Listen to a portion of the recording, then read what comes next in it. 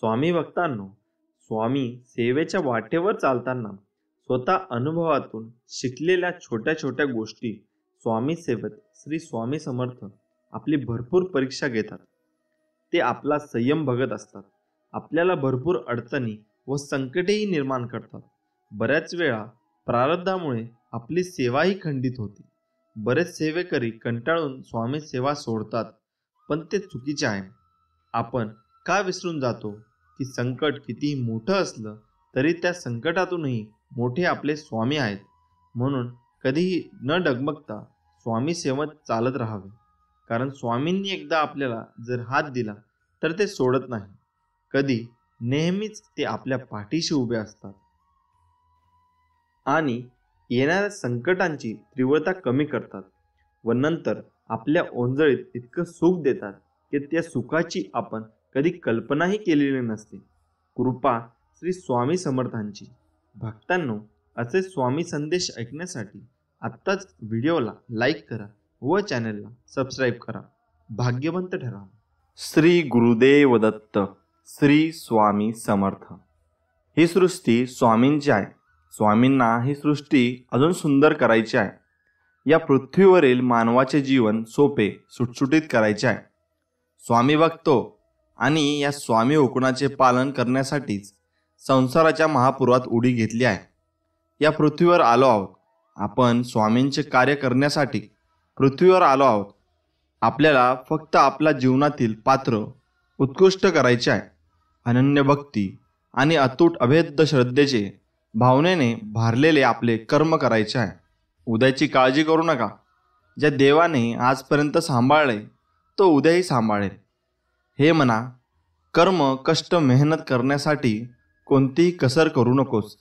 थोडा वेळ सुद्धा आळस कंटाळा करू नकोस. अखंड निरंतरपणे कर्म करत राहा.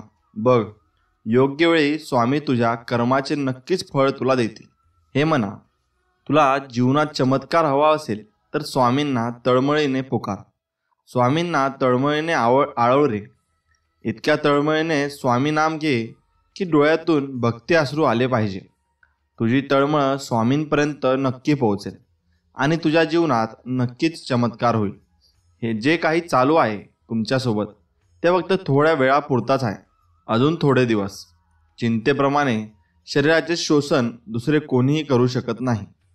चिंता नको, चिंतन करा. चिंता करण्यात वेळ वाया घालवू नका आणि तोच वेळ स्वामींच्या नामस्मरण करण्यात सत्कारणी लावा. एवढं लक्षात ठेवा. तुम्हाला फक्त चांगले करण्याचे, चांगले पाहण्याचे व चांगले ऐकण्याचे व्रत घेतले पाहिजे. तुम्ही 21 दिवसात 1.25 लाख स्वामी समर्थ असा शब्दमंत्र लिहून काढला तर तुम्हाला याचा वेगळा प्रत्यय येईल. हे होऊ शकते. आजपर्यंत मी या शब्द समूहाचा कोट्यावधी उच्चार व हस्तलिखित करून नदी, समुद्र अशा ठिकाणी तर काही शुद्ध भूमीत विसर्जन केला आहे. कोणताही सुंदर, शुद्ध, अर्थपूर्ण शब्द समूह एकत्र करून त्याचा उच्चार वारंवार केला की प्रभावित मन, बुद्धी, शरीर व आत्मा एका मोठ्या आनंदमय कोशातून अग्निबाणाप्रमाणे प्रवास करायला लागतो व त्याच्या अंतरात्म्याला एक शुद्ध, शूद्र चंद्रप्रकाश दिसून तो कृत्य होतो. अनुभवाविन मान डोलून नको रे. या उक्तीप्रमाणे माझे सर्व अनुभवित कार्य मी करतो व ती शक्ती करून घेते असे आपणासही पाहायला व अनुभवायला मिळेल. रात्री झोपी जाताना तुम्हाला जो विश्वास असतो की उद्याचा सूर्योदय मी पाहणार आहे, तेवढाच किंवा त्यापेक्षा जास्त विश्वास सद्गुरू वचनावर आणि त्यांनी दिलेल्या नामावर आणि त्यांनी सांगितलेल्या उपासनेच्या शक्तीवर ठेवायला हवा. विश्वास हा तोंडाने बोलून सिद्ध होत नाही, तर प्रसंग पडला असता त्या विश्वासाच्या जोरावर तुम्ही आल्या प्रसंगाला किती दिधाने तोंड देता यावरून तो विश्वास दिसून येतो. दररोज थोडा थोडा अभ्यास करणाऱ्या मुलाला परीक्षेची भीती वाटत नाही. रात्री जागून अभ्यास देखील करावा लागत नाही. थोडीशी जास्त तयारी करून तो परीक्षा उत्तम रीतीने पास होतो. तसेच दररोज थोडी थोडी नियमाने उपासना करणाऱ्या सद्गुरुदासाला कठीण प्रसंगाची भीती वाटत नाही. थोडी जास्त उपासना करून तो त्या प्रसंगातून निभावून जातो. मुळात संकटाला माहीत असते याच्याकडे जाऊन उपयोग नाही. हा तयारीचा दास आहे. त्यामुळे ते नित्यनेमाने उपासना करणाऱ्या दासाच्या आजूबाजूला देखील फिरकत नाही. अंतकरणातील देवपण. देवासमोर उभं राहून तुम्ही काय मागता यापेक्षा देवाकडे पाठ असताना तुम्ही कसे वागता यावर बऱ्याच गोष्टी अवलंबून असतात. माणूस हा बोलण्यातून नाही तर वागण्यातूनच खरा कळतो. चांगले कर्म, चांगले विचार जर तुमच्या मनात असतील तर तुम्ही मंदिरात नाही गेलात तरी चालतं. पण तुमच्या हृदयातल्या मंदिरात जर अंधार असेल तर तुम्ही जगाच्या कुठल्याही मंदिरात कितीही दिवे लावलेत तरी त्याचा काही उपयोग होणार नाही. एक गोष्ट नेहमी लक्षात ठेवावी, आयुष्यात आपण किती खरे आणि किती खोटे आहोत हे फक्त दोघांनाच माहीत असते. एक परमात्मा आणि दुसरा आपला अंतरात्मा. त्यामुळे आपल्यातील दोन गोष्टी कधी संपू देऊ नका. एक मनाचं बालपण आणि दोन अंतकरणातील देवपण. हे संपलं की माणूस संपला समजायचं. एक वेळचे जेवणाचे वांदे असताना मिळालेले 2 वेळचे जेवण, पोटभर जेवण म्हणजे श्री सद्गुरु कृपा. कोसळलेल्या दुःखरूपी डोंगराला पेलण्याची जी ताकद आपल्यात निर्माण होते ती ताकद म्हणजे श्री सद्गुरु कृपा. आता सर्व संपलं असं वाटतं असताना पुन्हा उठून विश्व निर्माण करण्याची नवी उमेद उत्पन्न होते. ती उमेद म्हणजे श्री सद्गुरु कृपा. अडचणींमध्ये सर्व साथ सोडून गेले असता तू लढ, आम्ही आहोत सोबत. हे गुरुबंधूंचे शब्द म्हणजे श्री सद्गुरु कृपा. प्रसिद्धीच्या शिखरावर असताना तेथूनच हवेत न उडता पाय जमिनीवर ठेवणे म्हणजे श्री सद्गुरु कृपा. पैसा, गाडी, बंगला मिळणे म्हणजे श्री सद्गुरु कृपा नव्हे, पण ते नसतानाही आयुष्यात असलेले समाधान म्हणजे श्री सद्गुरु कृपा. तू बुद्धी दे, तू तेज दे, नवचेतना विश्वास दे, जे सत्य सुंदर सर्वदा आजन्म त्याचा ध्यास दे. सापडेना वाट ज्यांना हो तयांचा सारथी, हरवले आभाळ ज्याचे हो तयांचा सोबती. साधना करीती तुझी जे नित्य तव सहवास दे, जे सत्य सुंदर सर्वदा आजन्म त्याचा ध्यास दे. जाणावया दुर्बलांचे दुःख आणि वेदना, तेव त्या राहो सदा रंध्रानुनी संवेदना. धमन्यातल्या रुधिरास या खल भेदण्याची आस दे, सामर्थ्य या शब्दास आणि अर्थ या जगण्यास दे, जे सत्य सुंदर सर्वदा आजन्म त्याचा ध्यास दे. सन्मार्ग आणि सन्मती लाभो सदा सत्संगती, नीती नाही भ्रष्ट हो जरी संकटे आले किती. पंखात या बळ दे नवे झेपावया आकाश दे, जे सत्य सुंदर सर्वदा आजन्म त्याचा ध्यास दे. आपले पुण्य आहे म्हणून आपण स्वामी सेवत आलो आहे. आता आपल्याला स्वामींच्या बँकेत अनन्य भक्तींचे खाते खोलायचे आहे आणि या अनंत भक्तींच्या खात्यात श्री स्वामी समर्थ नामाची ठेवी जमा करायची नक्कीच आहे. या बँकेचे चालक, मालक, पालक स्वतः परब्रह्म आहेत. ही स्वामी नावाची ठेवी कधीच बुडणार नाही, उलट लाखो पटीने वाढून परत मिळेल. अभिमानाला कधी तुमच्या मनाच्या घरात येऊ देऊ नका आणि स्वाभिमानाला कधी मनाच्या घरातून बाहेर काढू नका. कारण अभिमान तुम्हाला कधीच प्रगती करू देणार नाही आणि स्वाभिमान तुम्हाला कधीच अधोगतीकडे जाऊ देणार नाही. अपेक्षा जरूर बाळगा, पण नाती व माणसं तुटणार नाही याची फक्त काळजी घ्या. ज्याने तुम्हाला विनाकारण त्रास दिला तेच तुमचा ध्यास घेतील. जे तुम्हाला कडवे बोलत होते तेच तुमचे गोडवे गातील. जे निंदा करत होते तेच तुमची स्तुती करतील. स्वामींचे बोट सोडू नका, सोन्याचे दिवस नक्की येतील. अशक्य ही शक्य करतील स्वामी. एक आस एक विसावा, स्वामी नावाचा मेसेज रोज दिसावा. स्वामींची आठवण न यावी तो दिवस नसावा. हृदयाच्या प्रत्येक कोपऱ्यात महाराजांचा सहवास असावा. श्री स्वामी समर्थ. चेहऱ्यावरचे तेज हे तुमच्या अंतकरणातील विचारांवर अवलंबून असते. मनात आत्मविश्वास असला की चेहरा तेजस्वी दिसतो. मनात इतरांविषयी प्रेम असलं की चेहरा सात्विक दिसतो. मनात इतरांविषयी आदर असला की चेहरा नम्र दिसतो. मनातले हे भावच माणसाला सुंदर बनवत असतात. सर्व दरवाजे बंद झाले तरी सद्गुरूंच्या हृदयाचा दरवाजा कायम उघडा असतो. अपेक्षा सद्गुरूंकडून ठेवा, इतर लोकांकडून नाही. अडचणीत असाल तर सद्गुरू तारतील, एकटे असाल तर सद्गुरू सांभाळतील.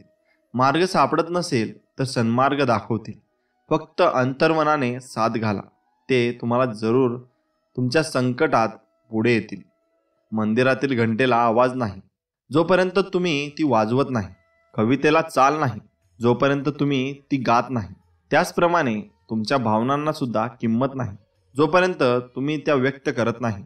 मन वळू नये अशी श्रद्धा हवी, निष्ठा ढळू नये अशी भक्ती हवी, सामर्थ्य संपू नये अशी शक्ती हवी, कधी विसरू नये अशी नाती हवी. गोड शब्द व चांगला व्यवहार हेच माणसाला श्रेष्ठ बनवतात.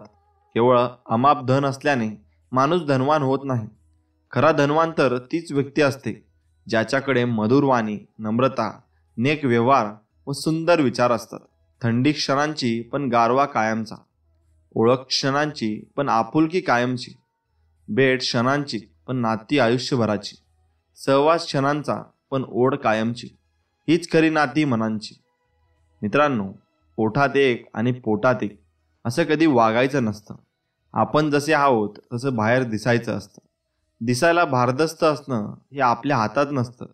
विचारांनी भारदस्त असणं हेच आपल्या हातात असतं. खरं वागणं, परिपक्वता हे चांगल्या व्यक्तिमत्वाचं लक्षण असतं. एक अनामिक शक्ती जी असते ती नेहमी सतत आपल्या बरोबर असते. ती नेहमी आपल्याला जाणीव करून देते, आपल्या लक्षात आणून देते, पण आपलं लक्ष नसतं. आपण तिच्या स्मरणात नसतो, तिला आपलं स्मरण असतं. आपल्याला गरज नसते अशा स्वभावाने आपण वागत असतो. वास्तविकता आपण तिची आठवण ठेवणं, त्या शक्तीला सातत्याने आपण स्मरण करणं आणि तिच्या जवळपास राहण्याचा आपण प्रयत्न करणं हे आपलं कर्तव्य असतं. पण मनुष्य तो धर्म आहे की त्याला सगळं मिळालं गेलं की तो या स्मरणातून बाहेर येतो. तो स्मरण करीत नाही, कारण सगळी उपलब्धता असते. ज्या वेळेला त्याला उपलब्धता नाहीशी होते त्याच्यावर काही प्रसंग ओढावतो, त्यावेळेला त्याला बरोबर त्या शक्तीची आठवण येते आणि मग तो त्या शक्तीला सतत आळवड असतो. परंतु त्या शक्तीच्या नोंदवहीत स्मरणात तुम्ही नसता. तुमचं स्मरण त्या शक्तीला होईपर्यंत वेळ होऊन गेलेली असते आणि म्हणून नेहमी सातत्याने त्या शक्तीचे स्मरण आपण आपल्याला सवय लावून घेऊन केलंच पाहिजे.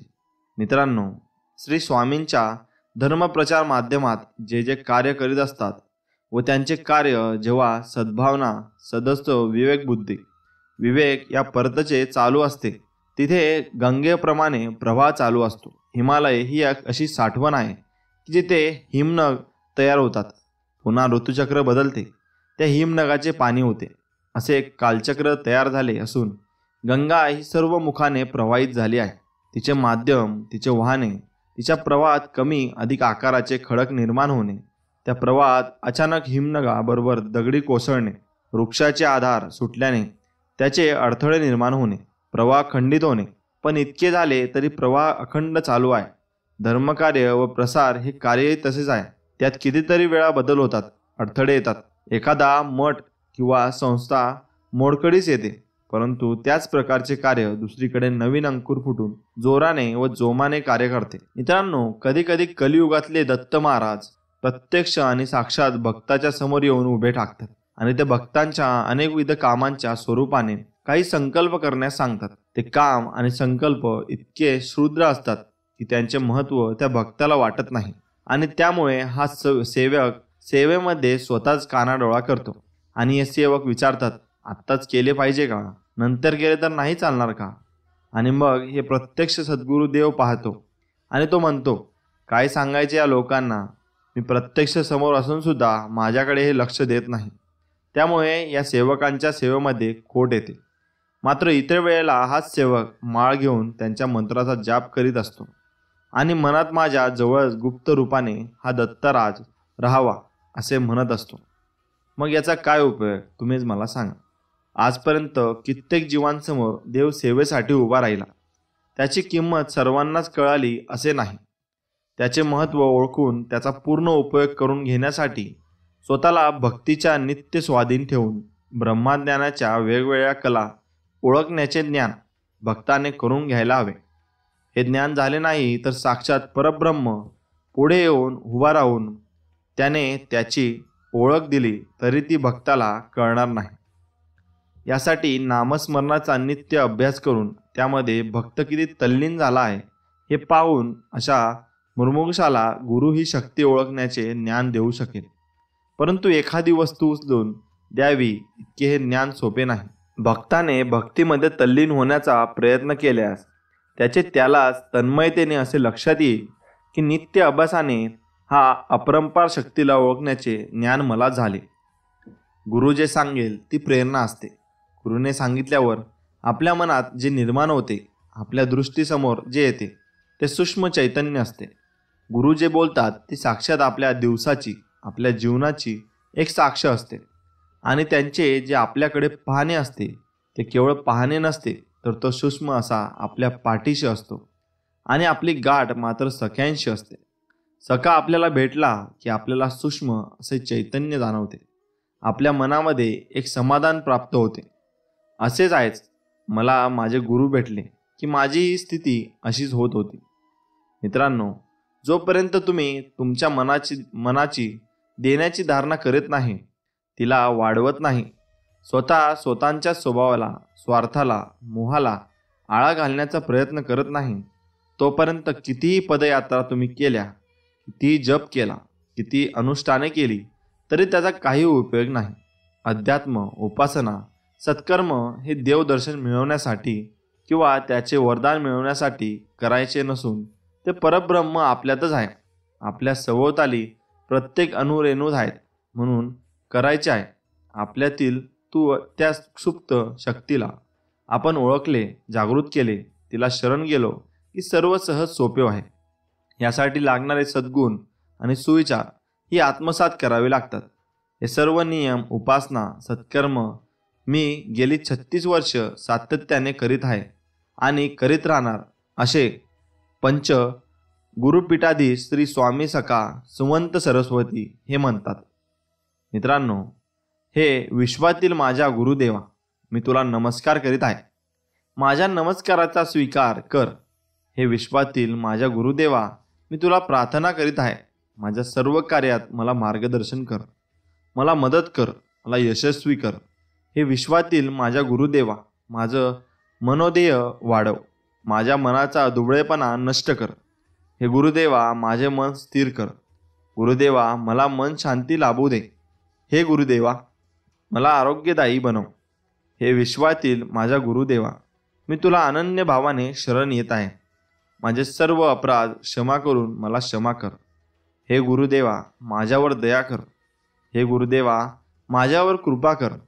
हे गुरुदेवा, प्रसन्न हो, प्रसन्न हो, प्रसन्न हो. नाम हे प्रेमाने घ्यावे. जेवढे एक स्त्री आपल्या पतीबद्दल, एक आई आपल्या मुलाबद्दल प्रेम दाखवते, तेवढं प्रेमाने नाम घ्या. ते प्रेमाचे नाते गुरुजी लावा. आपण एवढे नाम घेतले पाहिजे की आपण त्यात वेडे व्हायला पाहिजे. नाम हे रटत राहायचे, ते चांगले रटायचे. चांगले काय आहे तर परमेश्वर, देव. सगुण काय आहे तर जे आपणास डोळ्यांनी दिसते ते, आणि जे आपण पाहिले नाही ते निर्गुण. या सगुण आणि निर्गुणातील आणि काढून टाका, म्हणजे गुण शिल्लक राहतो. आता काय गुणगुणायचे तर नाम. वयाच्या 8व्या वर्षी मूज झाल्यावर मला कळले की नामस्मरण आपल्याला करायला लागणार. मग मला तो नादच लागला. आपले मन चांगले ते म्हणण्यास नाही म्हणते. तुम्ही तुमचा दिवसभरचा आराखडा तयार करा. त्यानुसार नामस्मरण 7च दिवस करा. तुम्हाला त्याची सवय लागेल. मन, बुद्धी, आत्मा हे शरीर तुम्हाला नामस्मरण करण्यासाठी साथ द्यायला लागेल. फक्त कंटाळा करायचा नाही. नामस्मरण करून प्रपंचात सहज परमार्थ साधता येतो. मित्रांनो, संध्याकाळच्या वेळेला पतंग नावाचा किडा तेलवातीच्या दिव्यावर नाचत असतो. दिव्यावरचा त्या पतंगा इतकेच मनुष्याला आयुष्य आहे. पतंग जसा दिव्याच्या आकर्षणाने नाचत असतो, तसे भक्ताला जर गुरुचे आकर्षण झाले तर तो देखील तेवढा रंगून नाचू शकतो. गुरुचरणांशी एवढा एकरूप होतो की गुरुच त्याला जवळ घेऊन कवटाळतो. अनंत रूप धारण केलेल्या अशा भगवंताला भक्त जेव्हा पाहतो तेव्हा तो स्वतःच्या मनामध्ये त्या दत्ताला साठवून ठेवतो. इतक्या मोठ्या विश्वरूप दर्शनामध्ये तो चिरंजीव दत्त आपल्या भक्ताला पाहतो. दोघांची दृष्टादृष्ट झाल्यानंतर एकमेकांत ते पूर्णपणे अनुरूप होऊन जातात. ही एक वेगळी सूक्ष्म रूपाची जाण आहे. भक्ताचे हे मन नियमित भक्तीसाठी गुरुच्या जवळ आपली खूणगाठ घालत असते. अशी विशिष्ट वेळेला तो दत्तही चिरंजीव होतो आणि तो भक्तही चिरंजीव होतो.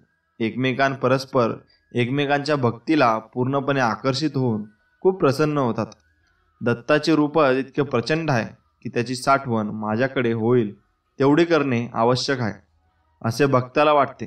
दत्तांच्या बरोबर आपणही चिरंजीव व्हावे अख्खे ज्ञान भक्ताच्या मनामध्ये तयार होते. मित्रांनो, आपल्या कर्मात कोणत्या गोष्टी समाविष्ट आहेत याची आपल्याला जाणीव असली पाहिजे. सर्व गृहीत धरून कोणताही निर्णय होत नाही, तो आपला हट्ट किंवा तर्क असतो. अशा संभावित आणि पुढील काळाच्या विचारात अशा प्रकारे स्वतःला गुंतविणे फारच चुकीचे आहे. मित्रांनो, भक्ती हे नियमाने सतत झाली पाहिजे, तरच तिला उपासना असे म्हणतात. असे झाले तर नित्याच्या भक्तीतून होणारे उपासनेचे ज्ञान इतके सोपे आणि अप्रतिम होईल की भक्ता तू गुरुमध्येच गुंग होऊन जाशील. कधी गुप्त रूपाने तर कधी प्रत्यक्ष समोर असा तो गुरु तुझ्याशी बोलायला लागेल. भक्ताचे आणि गुरुचे स्नेहसंबंधाचे नातेच तयार होईल. एवढी भक्ती परिपूर्ण झाल्यावर चिरंजीव स्वरूपातील हा देव, हे दत्तप्रभू अव्यक्तातून व्यक्त होईल. आजपर्यंत जे तो सांगू शकत नव्हता, ते तो तुझ्याशी बोलू शकत नव्हता, ते सर्व तो सांगू शकेल. तुझ्या बुद्धीमध्ये ते नित्य असल्या कारणाने ते त्रिमूर्तींचे ध्यान, उत्पत्ती, स्थिती, लय यांचे प्रत्यक्ष स्वरूप ब्रह्मा विष्णू महेश म्हणजे दत्तात्रेय असे तुला प्रत्यक्ष ज्ञान होईल. हे बघता, भक्तीच्या महान वाटेवर तू चालत असताना अनेक विचित्र प्रसंगांना तुला तोंड देता देता तुझ्या नित्य भक्तीमध्ये तुला त्याचा वीट आणि वैताग येईल. असे वाटेल नको तीच वाडी आणि नको ती उपासना. परंतु एक लक्षात ठेव, तुला मी ज्या भक्तीचे दार आणि उंबरठा ओलांडण्यासाठी आज्ञा दिली आहे, म्हणून तू या गुरुमार्गावर माझ्या आज्ञेने चालत आहेस. अशीच तुझी आवड कायम ठेवून न वैतागता न कंटाळता त्याच भक्ती मार्गावर रममान होशील तर मात्र सर्व सोपे होईल. वाल्याचा वाल्मिकी कसा झाला हे तू आठवलेस, ध्रुव बाळाचा निर्धार तू आठवलास, तर त्यांची तप आणि नाम करण्याची पद्धत, त्यांची त्यांना आलेली प्रचिती, हे सर्व तुला देखील या गुरुमार्गावर निश्चित अनुभवास मिळेल. आपल्या भक्तीचे जे तरच आहे आणि दत्त संप्रदायाचे जे ब्रीद वाक्य आहे, ते जर तू सतत मनास ठेवलेस आणि ऐक्य साधलेस तर नामरूपी फळ तुला प्रत्यक्ष मिळेल. खऱ्या अर्थाने सातत्याने मनपूर्वक तू हे पूर्ण करशील तर ही तुझी कसोटीच आहे. हीच महान मार्गावरची सुंदर वाटचाल आहे, हे ध्यानात ठेव. म्हणून स्वामींवर तुम्ही कायम विश्वास ठेवा. स्वामी तुमची सर्व कामे करतील. फक्त नामावर विश्वास ठेवा. तुम्ही त्यांचे नाव गुणगुणत राहा, ते तुमच्या कायम पाठीशी असतील. म्हणून ते म्हणत असतात, भिवू नकोस, मी तुझ्या पाठीशी आहे. मित्रांनो, तुम्ही कुणाला मदतीचा हात देऊ शकत नाही तर किमान आपले हात जोडून त्यांना त्यांच्या ध्येयपूर्तीसाठी शुभेच्छा द्या. जे लोक तुमची परीक्षा पाहण्याचे प्रयत्न करतात, त्यांचे निकाल लावण्याचे सामर्थ्य स्वतःजवळ ठेवा.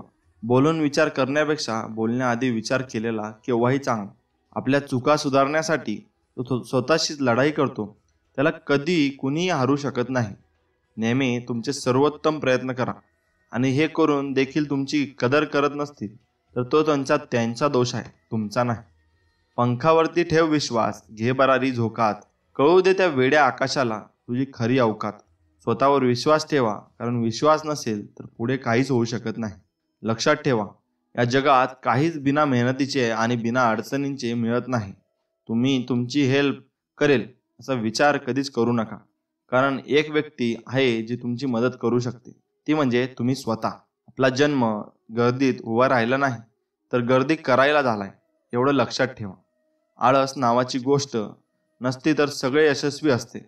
तुमच्या अपयशाला कवटाळून बसू नका, त्यांच्यापासून शिका आणि पुन्हा सुरुवात करा.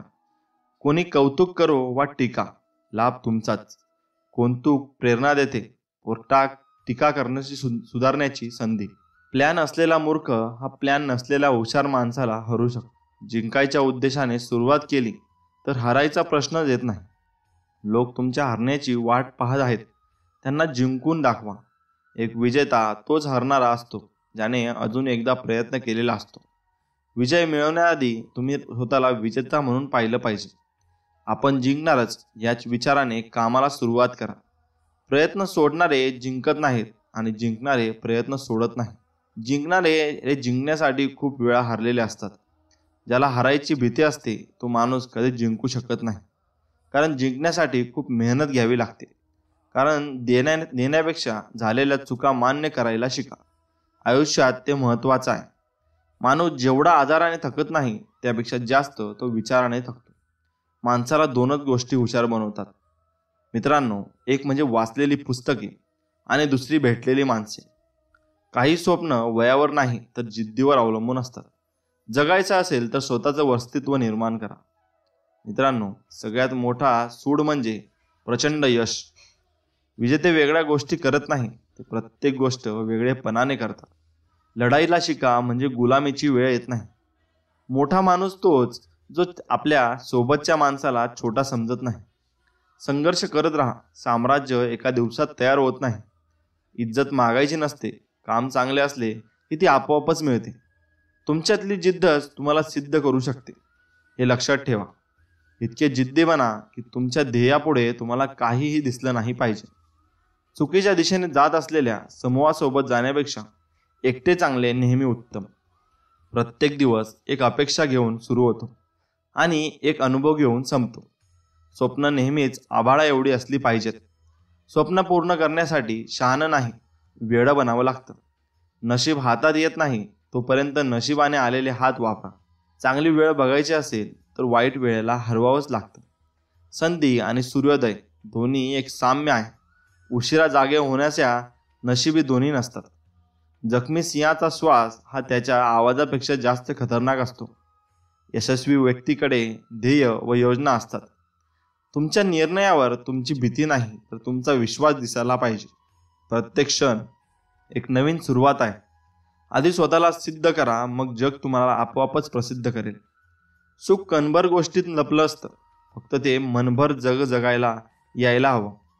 एक व्यक्तीही बदल घडवू शकतो. माघार घ्या आणि विनाकारण गर्दीत जाणे टाळा. दुनिया नाव ठेवण्यात व्यस्त असते, तुम्ही नाव कमवण्यात व्यस्त राहा. आपल्याकडे रोज एक नवीन संधी आहे आपल्याला अजून चांगला सुधार करण्याची.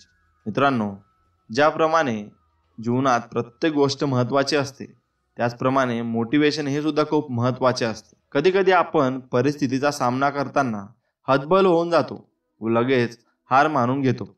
पण अशा परिस्थितीमध्ये जर आपल्याला उत्साह निर्माण करणारे काही विचार कानावर पडले तर आपल्याला ती गोष्ट नव्याने करण्याची प्रेरणा मिळते.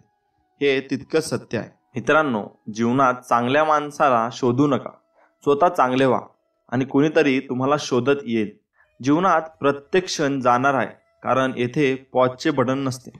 आयुष्यामध्ये काही शिकलो नाही, पण आयुष्याने खूप काही शिकवले. जीवनात परिश्रम केल्याशिवाय माणूस गुगलवर येत नाही. जीवनात संघर्ष या शब्दाला महत्त्व नाही, संघर्ष करणाऱ्याला महत्त्व आहे. आयुष्यात प्रत्येक क्षणाचा आनंद घ्या, कारण इथं पुन्हा वन्स मोर नसतो. स्वप्न मोफतच असतात, फक्त त्यांचा पाठलाग करताना आयुष्यात बरीच किंमत मोजावी लागते. आयुष्यात काही सिद्ध करायचं असेल तर उघड्यावर अवलंबून राहू नका.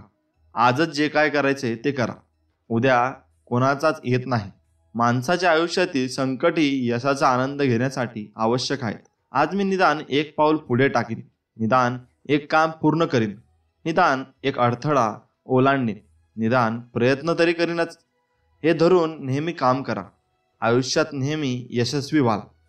जीवनात जे मिळवायचं आहे त्याचाच विचार करा. एक नाही, अनेक रस्ते मिळतील. आजचा संघर्ष उद्याचे सामर्थ्य निर्माण करतो.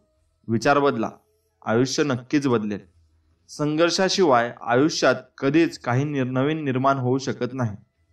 भरलेला खिसा माणसाला दुनिया दाखवतो आणि रिकामा खिसा मात्र दुनियेतील माणसं दाखवतो. शब्दापेक्षा शांत राहूनच जास्त आक्रमक होता येतं. तुम्ही गरीब म्हणून जन्माला आलात यात तुमचा काहीही दोष नाही, पण जर तुम्ही गरीब म्हणून मेलात तर हा नक्कीच तुमचा दोष असेल. मित्रांनो, जीवनात चांगल्या माणसांना शोधू नका, स्वतः चांगले व्हा आणि कोणीतरी तुम्हाला शोधत येईल. मनुष्याजवळची नम्रता संपली की त्याच्याजवळची माणुसकीच संपली म्हणून समजावे. डोकं शांत असेल तर निर्णय चुकत नाही आणि भाषा गोड असेल तर माणसं तुटत नाही. स्वतःचा विकास करा. लक्षात ठेवा, गती आणि वाढ हेच निवंतपणाचे लक्षण आहेत. सर्वच प्रश्न सोडवून सुटत नाही. काही सोडून दिले की आपोआप सुटतात. मनाची श्रीमंती ही कुठल्याही श्रीमंतीपेक्षा मोठी असते. स्वाभिमान विकून मोठं होण्यापेक्षा अभिमान बाळगून लहान राहिलेलं कधीही चांगलं. जे लोक तुमची परीक्षा पाहण्याचे प्रयत्न करतात त्यांचे निकाल लावण्याचे सामर्थ्य स्वतःजवळ ठेवा. खरा आनंद दुसऱ्यांना देण्यात असतो, घेण्यात किंवा मागण्यात नसतो. लक्षात ठेवा. जगावं तर असे जगावं की इतिहासाने पण आपल्यासाठी एक पान राखावं. आयुष्यात सर्वात जास्त विश्वास स्वतःवर ठेवा. आयुष्यात कधी दुःख वाटलं, आयुष्यात कधी आपल्याकडे हे कमी आहे, हे ते कमी आहे असे वाटले तर जरा त्या झोपडपट्ट्यांमध्ये जाऊन बघा. त्यांच्याकडून तुम्हाला शिकता येईल की आपल्याकडे आहे त्या गोष्टीमध्ये कसे आनंदी राहता येते. नोकरी करून लॅम्बोर्गिनी विकत नाही घेता येत, त्यासाठी व्यवसायच करावा लागतो साहेब. दुसऱ्यासाठी काम करण्यापेक्षा स्वतःचं एम्पायर निर्माण करणे केव्हाही चांगले. माणसाला स्वतःचा फोटो काढायला वेळ लागत नाही, पण स्वतःची इमेज बनायला वेळ खूप लागतो. विजलो जरी आज मी मजा अंत नाही, पेटेन पुन्हा नव्याने सामर्थ्य नाशवंत नाही. आयुष्य सरळ आणि साधा आहे. ओझा आहे ते फक्त अपेक्षा आणि गरजांचं. माणूस जोडा, माणूस जपा, कर्म करा, पण कधी फळाची चिंता करू नका. प्रत्येक वेळेस नवीन चूक करीत असाल तर नक्की समजा तुमची प्रगती होत आहे. संघर्ष करा, मेहनत करा, एक दिवशी तुम्हाला यश हे नक्कीच मिळणार. आयुष्यात स्वप्न कंट्रोल प्लस कॉपी करा आणि ते सत्यात कंट्रोल प्लेस करा. म्हणजेच आयुष्यात स्वप्नही जशी आहेत तशी खऱ्या आयुष्यात ती पूर्ण करा.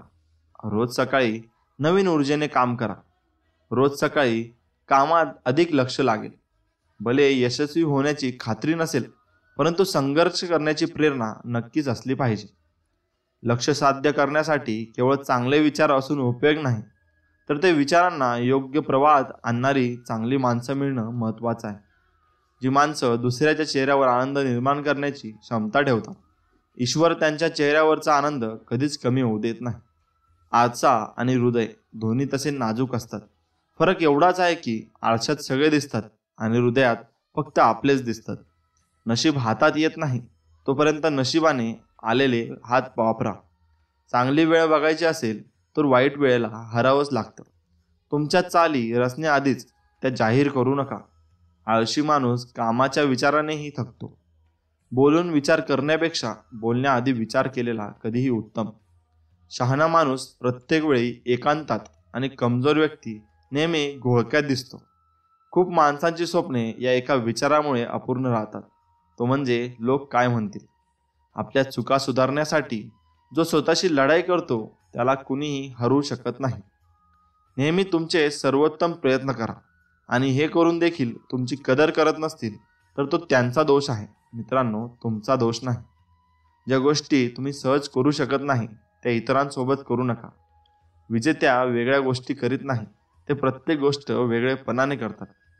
स्वतःची वाट स्वतःच बनवा, कारण इथे लोक वाट दाखवायला नाही तर वाट लावायला आलेत. क्षमतेपेक्षा जास्त धावाल की दम लागतो आणि क्षमतेपेक्षा जास्त धावायला पण दमच लागतो.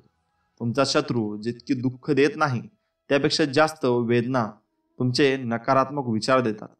स्वतःचा विकास करा. लक्षात ठेवा, गती आणि वाढ ही जिवंतपणाची लक्षणे आहे. हे नेहमी लक्षात ठेवा आणि स्वामींवर कायम विश्वास ठेवा, कारण स्वामी तुम्हाला कधीच नाराज करणार नाहीत.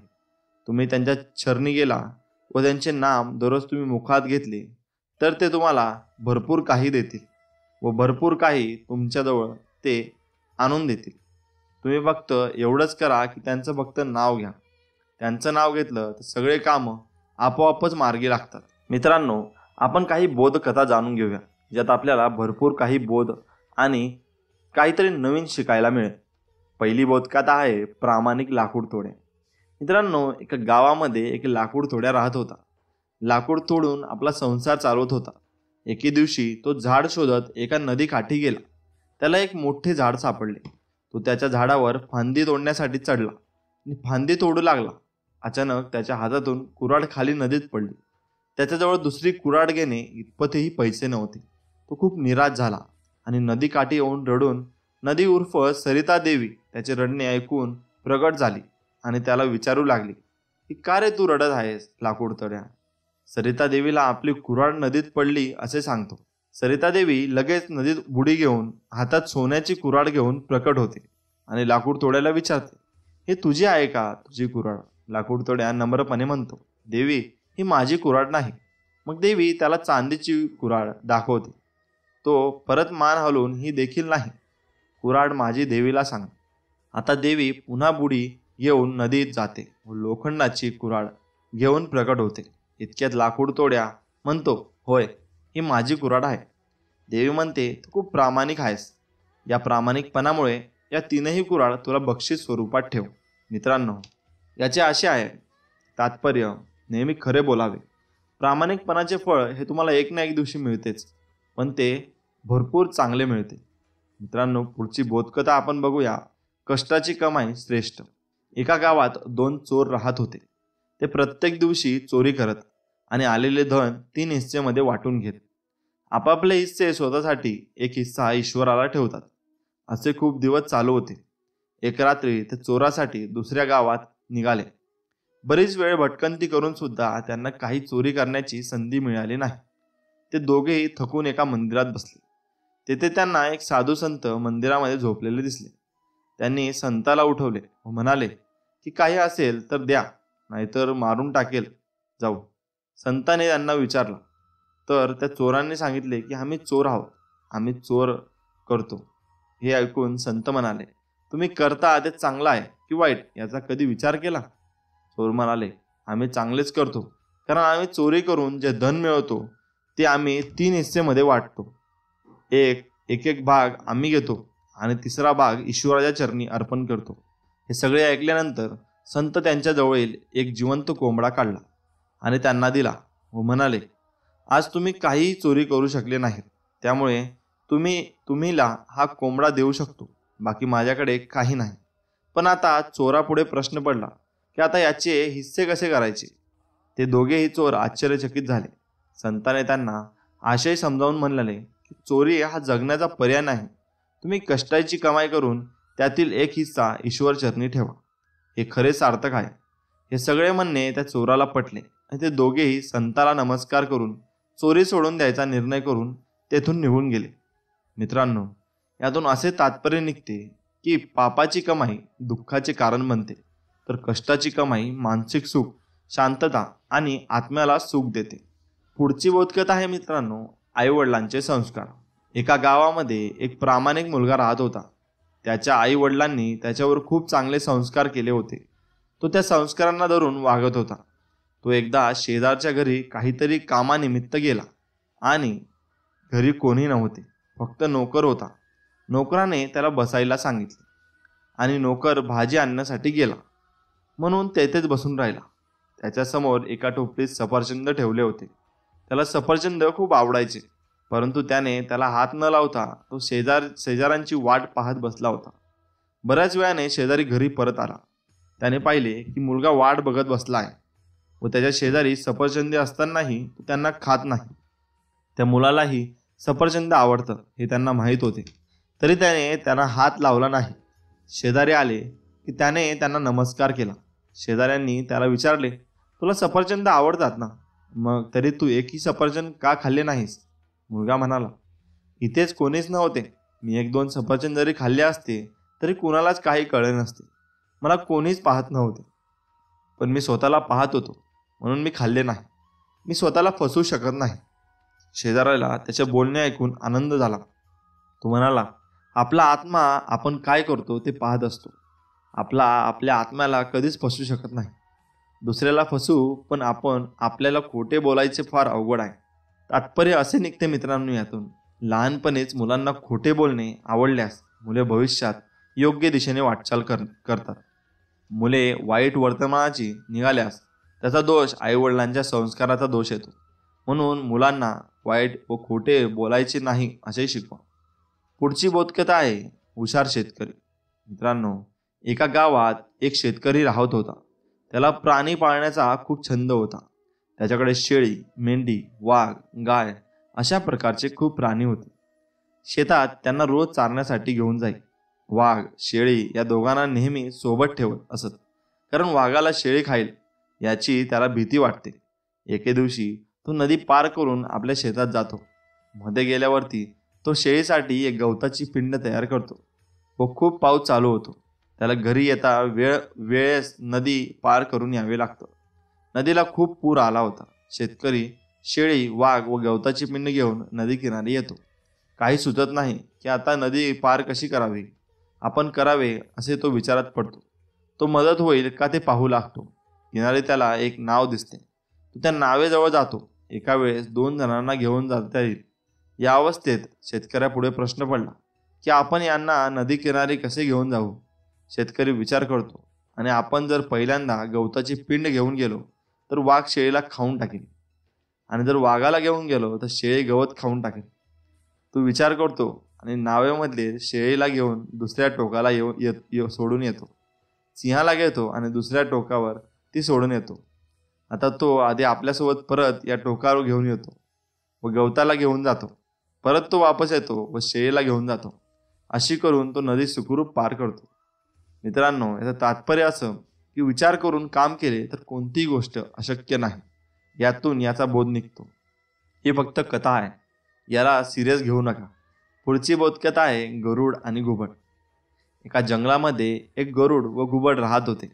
हे एकमेकांचे जणू शत्रूच होते. ते खूप दिवस एकमेकांशी भांडत. एके दिवशी ठरवतात की आपण आता मित्रत्वाने वागायचे. पिकांची पिल्ले खायची नाहीत. यावर घुबड गरुडास मिळाले, पण ते तुला माझी पिल्ले कशी दिसतात हे माहिती आहे का? तुला माझी पिल्ले माहीत नसतील तर तो दुसऱ्या पक्षाचे म्हणून माझीच पिल्ले खाशील अशी मला भीती वाटते.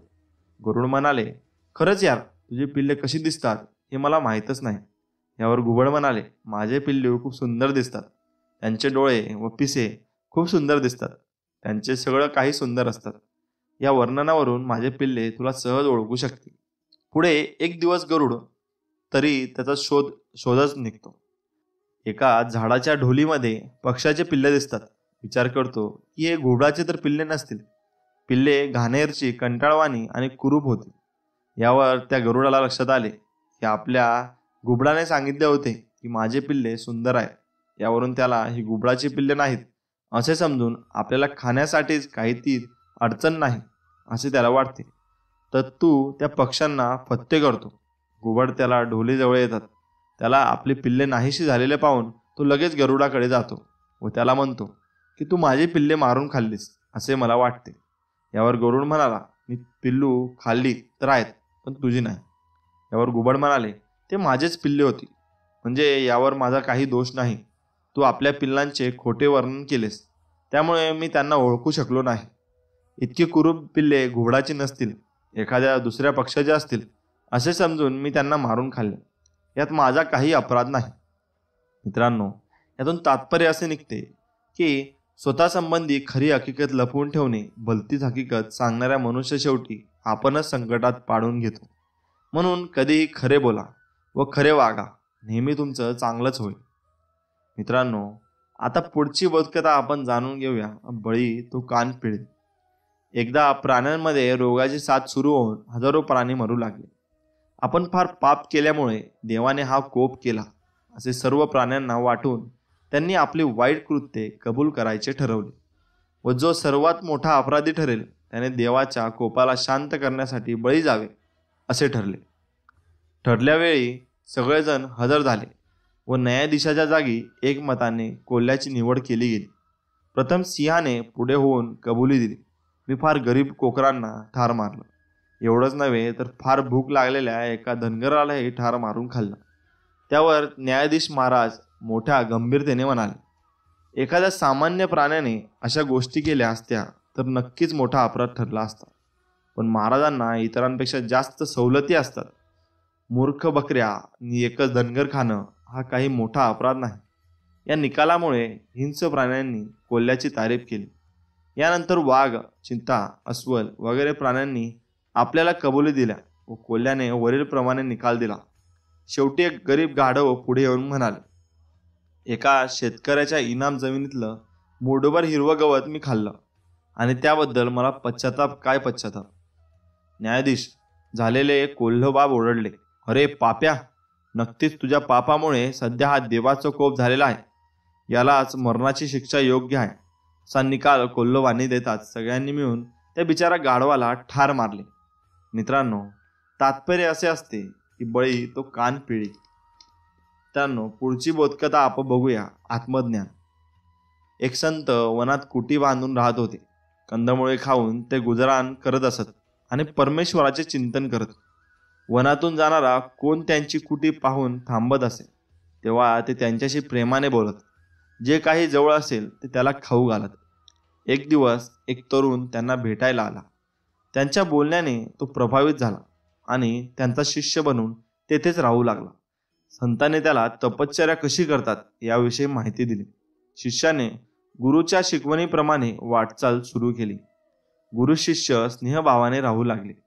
एकदा संत त्याला म्हणाले, मन मोठे चंचल असते, त्याला नियंत्रणातच ठेवले पाहिजे. ही गोष्ट शिष्याच्या मनावर ठसली. त्या दिवसापासून त्याने स्वतःला एका खोलीत बंद करून घेतले. संताने त्याला विचारले असता शिष्य म्हणाला की तो त्याच्या मनावर ताबा मिळवण्याचा प्रयत्न करत आहे.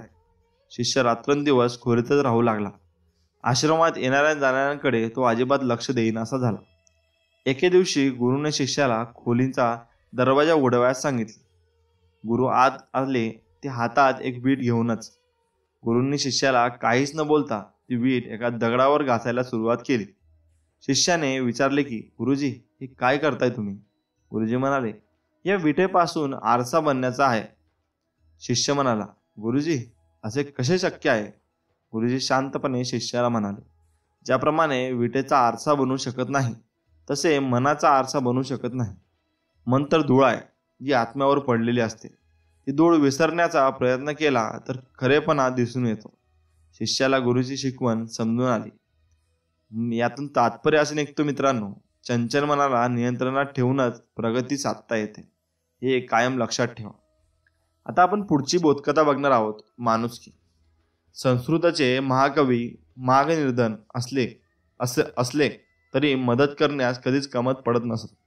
त्यांच्याकडून जितकी मदत गरजूला होत असे तितकीच मदत करण्यास सदैव तयार असत. एकदा कविराज माघ आपल्या घरी शिशुपाल वध या महाकाव्याचा 9वा अध्याय लिहित असताना दरवाजावर कोणाची तरी हाक येऊ लागली.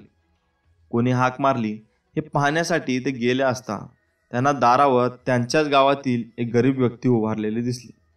त्यांनी त्या माणसाला आदराने घरात बोलावले. त्यांचे योग्य ते आदरातिथ्य केले व येण्याचे प्रयोजन विचारले असता तो गरीब माणूस म्हणाला, कविराज, मी मोठी आशा ठेवून आपल्याकडे आलो आहे. माझ्या मुलीचा विवाह ठरला असून त्यासाठी मला धनाची गरज आहे. माझी परिस्थिती तर आपण जाणून आहात. तरी आपल्याकडून मला जी मदत होईल ती माझ्या दृष्टीने खूप मोठी असणार.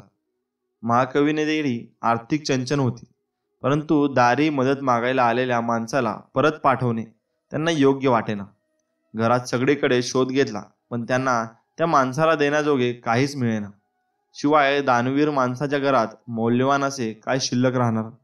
जे होते ते त्यांनी लोकांना देऊन टाकले होते. शेवटी महाकवीचे लक्ष पत्नीच्या हाताकडे गेले. पत्नीच्या हातात सोन्याचे कंगन होते. त्यांनी एका हातातील कंगन काढून घेतले तर गरीब माणसाला देऊन टाकले. गरीब माणसाने महाकवीचे आभार मानून तो बाहेर पडणार इतक्यात कविराजांच्या पत्नीने त्या माणसाला परत बोलावले व आपल्या हातातील दुसरे कंगनही त्याला दिले व म्हणाले, मुलीच्या लग्नात एकाच कंगन कसे तिला देणार? तिला रिकाम्या हाताने पाठवू नकोस. या दाम्पत्याच्या दानवृत्तीला गरिबांचे साक्षात नमस्कार केला. यातून तात्पर्य असे निघते मित्रांनो, आपली परिस्थिती नसतानाही दुसऱ्याला मदत करणे हीच खरी माणुसकी. एवढं मात्र लक्षात ठेवा. पुढची बोधकथा आपण बघणार आहोत. वाईट सवयींचा त्याग. एकदा व्यापारी होता जो जितका व्यवहारी, विनम्र आणि मनमिळाऊ होता तितकाच त्याचा मुलगा उद्धट आणि गर्विष्ठ होता. त्याला सुधारण्याचे अनेक प्रयत्न निष्फळ ठरले. एकदा ही गोष्ट त्याने एका मित्राला सांगितली. मित्र म्हणाला, त्याला माझ्याकडे काही दिवस राहण्यासाठी पाठवून दे. मी त्याला मुलाला ठिकाणावर आणून दाखवेन. त्या व्यापाराचा मुलगा मित्राच्या घरी राहण्यास गेला. त्याच्या वडिलांच्या मित्रांनी त्याला अतिशय चांगली वागणूक दिली. एकदा ते त्याला बागेत फिरवायला घेऊन गेला असता 1 फूट उंचीचे रोप त्याला उपटण्यास सांगितले. मुलाने ते रोप सहजच उपटले. त्यानंतर त्याने मुलाला 6 फूट उंचीचे रोप उपटण्यास सांगितले. मुलाला ते उपटवायस खूप ताकद लावावी लागली. शेवटी ते एका उंच वृक्षाजवळ आले. व त्यांनी मुलाला तो वृक्ष उपटून टाकण्यास सांगितले. मुलाने ते शक्य नसल्याचे सांगितले. त्यावेळी मित्रांनी मुलाला उपदेश केला की तो म्हणजे असा की आपण एखाद्या वाईट कामाला सुरुवात करत असतो तेव्हा त्यापासून दूर जाणे शक्य असते, पण मात्र त्या कामात जर आपण खोलवर गुंतून गेलो की आपल्याला त्यापासून सुटका करणे अशक्य असते. वाईट सवय किंवा वाईट वर्तनाचे सुद्धा असेच असते. जोपर्यंत सहज शक्य आहे तोपर्यंत वाईट वर्तन किंवा सवय सोडलेली चांगली असते. मुलाला त्याच्या मित्रकांगांचा उपदेश सहजपणे लक्षात आला व त्याने चांगले वागण्याचे ठरवले. मित्रांनो, यातून तात्पर्य असे निघते की वाईट सवयी बाळगण्यापूर्वीच त्यांचे निर्मूलन केले पाहिजे. एवढं लक्षात ठेवा. पुढची बोधकथा आपण बघणार आहोत, धनाचा विनियोग. मित्रांनो, एकदा एक कोल्हा जमिनीत बीळ खणत असताना खूपच खोल खणत गेला. खूप खोल गेल्यावर त्याला तिथे एक धनाचा हंडा दिसला व त्यावर एक वृद्ध नाग त्या धनाचे रक्षण करीत होता. कोल्ह्याने नागाला विचारले, हे नागदेवता, तुम्ही इथे काय करता आहात? नाग म्हणाला, माझ्या पूर्वजांनी पुरून ठेवलेल्या धनाचे मी रक्षण करत आहे. मग कोल्हा पुन्हा म्हणाला, पण इथं इतकं मोठं धन असताना तुम्ही कधी त्याचा उपयोग घेतला आहे किंवा नाही? उपभोग सोडा, थोडंफार फार दाना पेटू तरी खर्च केलं काय? नाग म्हणाला, कसं शक्य आहे? हे धन कमी होऊ नये म्हणून तर मी स्वतःच्या या धनाचे रात्रंदिवस डोळ्यात तेल घालून रक्षण करत आहे. त्याचा उपभोग घेणे किंवा दुसऱ्याला दान देणे यापेक्षा या धनाचे रक्षण करण्यातच मला जास्त आनंद आहे. हे ऐकून कोल्हा नागाला म्हणाला, मग नागदेवता, तुम्हाला असल्या या श्रीमंतीपेक्षा मी गरीब आहे तोच बरा. ज्या धनाचा उपयोग घेतला जात नाही, त्यातून दान केले जात नाही, अशा धनाचा काय उपयोग? म्हणून यातून तात्पर्य असे निघते मित्रांनो, ज्या धनाचा योग्य विधियोग न होता केवळ संचय केला जातो त्या धनाचा मनुष्य मात्राला काहीच फायदा नाही. पुढची बोधकथा आपण बघणार आहोत, सोन्याचा मुकुट आणि चांदीचे पाय. एका मोठ्या शहरात भगवान श्री विष्णूंचे मोठे मंदिर होते. रोज अनेक भक्त त्या मंदिरात दर्शनासाठी येत असत. हळूहळू मंदिराची ख्याती वाढू लागली. भक्तांची गर्दी होऊ लागली. मंदिराचा विस्तार होऊ लागला. मग काही लोकांनी ठरविले भगवान विष्णूला एक सोन्याचा मुकुट करावा. त्यासाठी निधी गोळा करण्याचे ठरवले.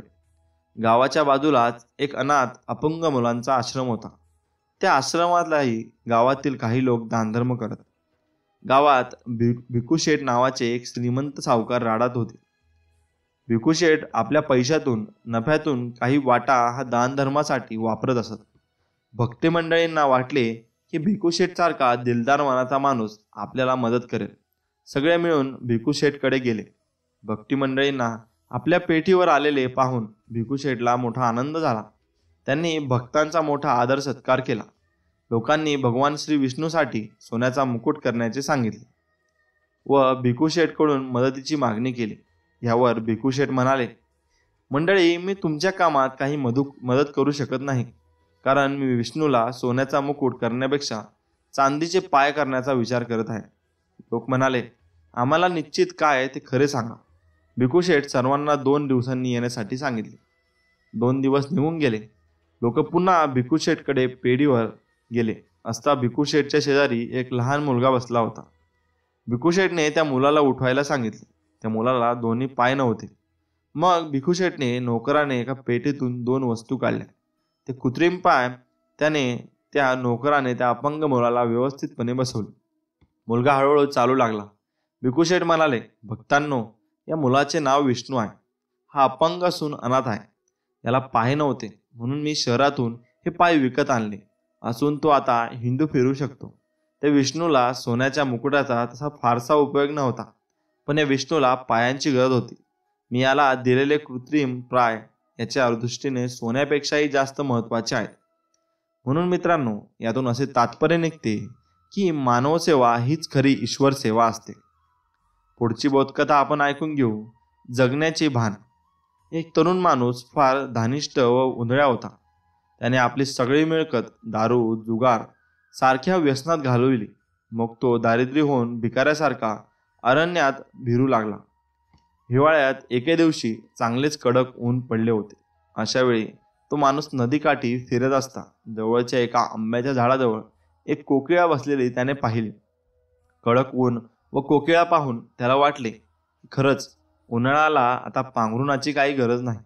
आणि विचार करून त्याने आपले काही कपडे गहाण ठेवले व पैसे काढून तो आपल्या मित्राबरोबर जुगाराचा डाव खेळायला गेला. त्याने सगळे पैसे जुगारात घालवले.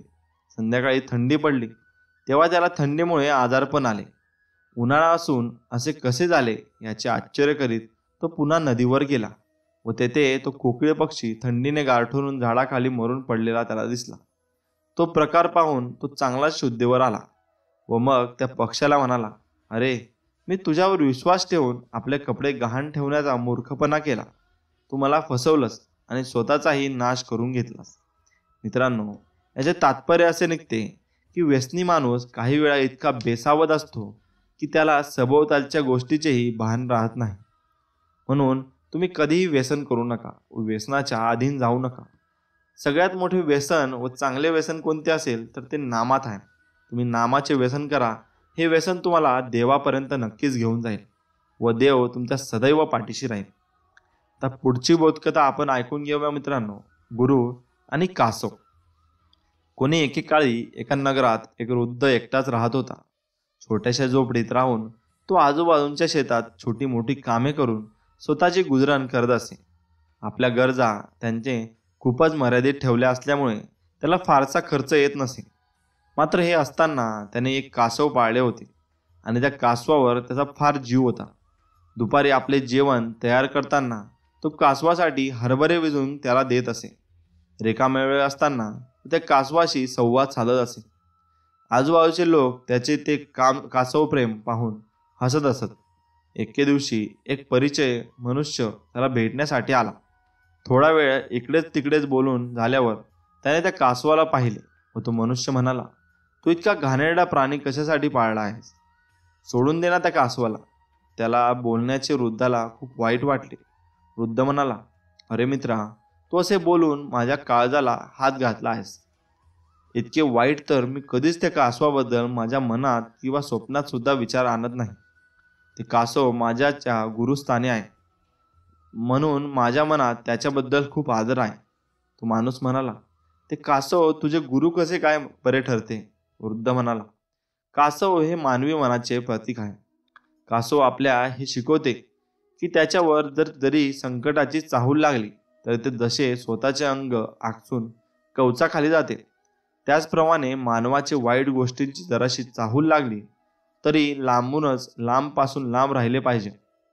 कासवाप्रमाणे आपल्या मनाला वाईट गोष्टींपासून अंग चोरण्याचा प्रयत्न केला तर मानवाचे त्यात भले आहे. मित्रांनो, यातून असे तात्पर्य निघते की विश्वातील प्रत्येक प्राणी आपल्याला काही ना काही शिकवण देत असतो. म्हणून देवाने असे प्राणी बनवले आहेत, ते उगाचच नाही बनवले. त्यातून काहीतरी आपल्याला शिकायला मिळते व प्रत्येक गोष्टीतून शिकायला मिळते. मग ती बारीकशी सुई असो किंवा मोठा हत्ती प्राणी असो, सगळ्यांकडून आपल्याला शिकायला मिळते, हे लक्षात ठेवा. पुढची बोधकथा आपण ऐकून घेऊया मित्रांनो, राजा आणि संत. एका वनात दोन संत राहत होते. एकांतात आपल्या तपश्चर्येत लीन राहत होते. कधीतरी यात्रेकरूंचा जत्था जायचा तेव्हा ते संत त्यांच्याशी बोलत असत. त्यांच्या यात्रेकडून त्यांना तेथील राजास त्या संतांबाबत माहिती मिळाली. तो या दोघांना भेटण्यास निघाला. जेव्हा संतांना ही गोष्ट कळाली तेव्हा त्या दोघांना वाटले की आता राजा येणार व त्याने आपला चांगुलपणा पाहिला तर तो आपणास सतत भेटण्यास येईल. त्याच्याबरोबर अनेक माणसे येतील. त्या माणसांच्या संगतीने अजून काही माणसे येतील व अशाने या वनातील शांती भंग पावेल व एकांत मिळणार नाही व एकांत नसल्याने आपणास ध्यान साधना करता येणार नाही. राजा आम्हाला दोघांना सामान्य माणूस समजेल असे काहीतरी केले पाहिजे. राजाला लवाजाम तेथे पोहोचला तेव्हा राजाने पाहिले की ते दोघेही संत हातात लाठ्या काठ्या घेऊन एकमेकांशी भांडत होते. पहिल्या संताने दुसऱ्या संताला म्हटले, तू स्वतःला कोण समजतोस? मी इतके ज्ञान मिळवले की तू 7 जन्मही मिळू शकणार नाही. दुसरा संत त्यावर म्हणाला, अरे तू तर पक्का खोटारडा आहेस. तुझ्या ज्ञानाच्या गप्पा मारून तू लहान मुलांना फसवू शकशील, पण मला नाही. तुझ्यापेक्षा जास्त ज्ञान मी माझ्या शिष्याला दिले आहे. राजाने व त्याच्याबरोबरच्या लोकांनी हे भांडण पाहिले व विचार करू लागले, हे साधू संत तर सामान्य माणसाप्रमाणेच भांडत आहे. व त्यांनी सर्वांनी असल्या साधू संतांचा संग नको म्हणून वनातून जाणेच पसंत केले. राजा व लोक जाताच दोन्ही संतांनी एकमेकाकडे पाहून मंद स्मित केले व गळाभेट घेतली. दोन्ही साधू आपल्या साधनेत रममाण झाले. मित्रांनो, यातून अशी बोध आपल्याला तात्पर्य असे मिळते की चांगली गोष्ट घडून आणण्यासाठी कधी कधी चुकीच्या मार्गाचाही अवलंब करावा लागतो. त्यामुळे लक्षात ठेवा, चुकीचे मार्ग एवढेही निवडू नका की सगळ्यात चुकीचेच मार्गाने तुम्ही चालत राहा. चांगली गोष्ट घडून आणण्यासाठी चुकीचा मार्ग निवडा, पण तो थोडा चांगला निवडा. तुम्ही खूप वाईट मार्ग निवडू नका, एवढं लक्षात मात्र ठेवा. आता पुढची बोधकथा आपण ऐकून घेणार आहोत ती म्हणजे चांगले विचार. एक रामपूर नावाचे गाव होते. त्या गावाशेजारी खूप मोठे जंगल होते. त्या गावातून दुसऱ्या गावात जाण्यासाठी त्या जंगलातून जावे लागत असे. अतिशय गरज असेल तेव्हाच लोक शेजारच्या गावात जात असे. त्यामुळे हे जंगल निर्जन होते. जंगलात फक्त जंगली प्राणी असायचे. जंगली प्राण्यांमुळे लोकांना आजपर्यंत कधीच त्रास झाला नव्हता. एकदा एक गरीब माणूस जंगलातून फिरत चालला होता. जंगलात दूरवर आणि त्याच्यासोबत कोणीही नव्हते. बरेच अंतर पार केले असताना तो खूप थकला होता आणि त्याला खूप तहान लागली होती आणि भूकही लागली होती. एक डेरेकरदार झाड पाहून तो त्याच्या खाली बसला आणि विचार करू लागला की आपल्याला इथे कोणी मिष्टांत भोजन व थंडगार पाणी आणून देईल तर किती बरे होईल. योगायोगाने तो ज्या झाडाखाली बसला होता तो होता कल्पवृक्ष. त्याने इच्छा केल्याबरोबर ती पूर्ण झाली आणि त्याच्या पंचपक्वानांचे जेवण प्रकट झाले. त्या माणसाला वाटले की बहुधा देवच प्रसन्न झाला असावा.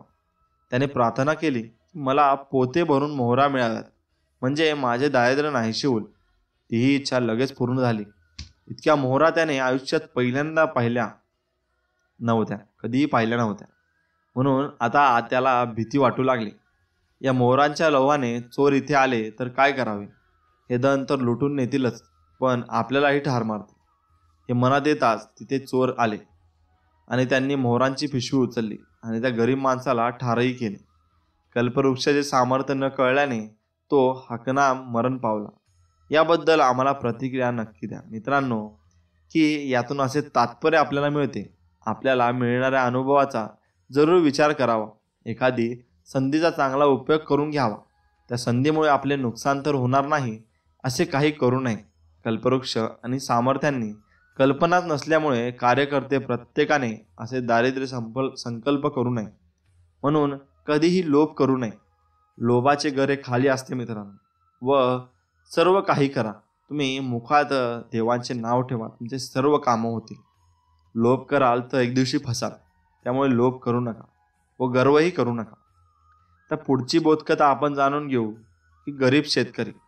मित्रांनो, एक गरीब शेतकरी होता. त्याच्याकडे कसण्यासाठी थोडीच जमीन होती व त्या जमिनीत तो आणि त्याचे कुटुंब घाम गाळून आपल्या गरजा भागवत होते. कमी जमीन असल्यामुळे त्याचा एक प्राथमिक गरजा भागत असे. या कारणामुळे तो नेहमी दुःखी असे. त्याला वाटे की आपल्यालाही इतरांप्रमाणे जास्त जमीन असावी. त्यासाठी तो सारखे म्हणत असे की मला भरपूर जमीन मिळाली तरच मी सुखी होईन. तो नेहमी यासाठी देवाकडे मागणी करत असे. देवानेही एक दिवस त्या दर्शन द्यायचे ठरवले. एक दिवस तो सकाळी जागा झाला. तो समोर देवाचे दर्शन झाले. त्याला खूप आनंद झाला. आता आपली इच्छा पूर्ण होईल असे त्याला वाटले. त्याने देवाला नमस्कार करून विनंती केली की देवा, मला भरपूर जमीन मिळवू दे. देवाने सांगितले, तू आता पळायला सुरुवात कर. सूर्यास्त होईपर्यंत तू जेवढ्या जमिनीला फेरी मारून इथे येऊन पोहोचशील तेवढी जमीन तुझी होईल. असे बोलून देव अदृश्य झाले. शेतकऱ्यास खूप आनंद झाला. त्याने देवाने सांगितल्याप्रमाणे धावण्यास सुरुवात केली.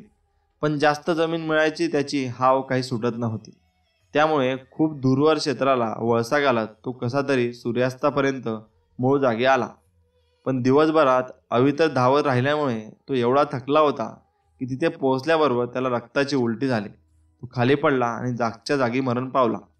हे पाहून देव पुन्हा आले आणि देव म्हणाला, तो आता जेवढ्या जमिनीवर पडला आहे तेवढ्याच जमिनीची त्याची वास्तविक गरज होती. अशा प्रकारे शेतकरीला जमीन मिळाली नाही, मात्र स्वतःच्या जीवाने गेला. देवाने त्यास पुन्हा जिवंत केले व विचारले, आता तुला हवी आहे का जमीन? तेव्हा शेतकरी बोलला, मला क्षमा करा. इथून पुढे मी खूप कष्ट करेन आणि स्वतःच्या जीवावर जमीन घेईन. देव प्रसन्न होऊन अदृश्य झाला. तात्पर्य मित्रांनो यातून असे मिळते आपल्याला की अतिहव्यास हा विनाशाचाच निमंत्रण देतो. अजून एक अर्थ लावता येईल, अति तेथे माती.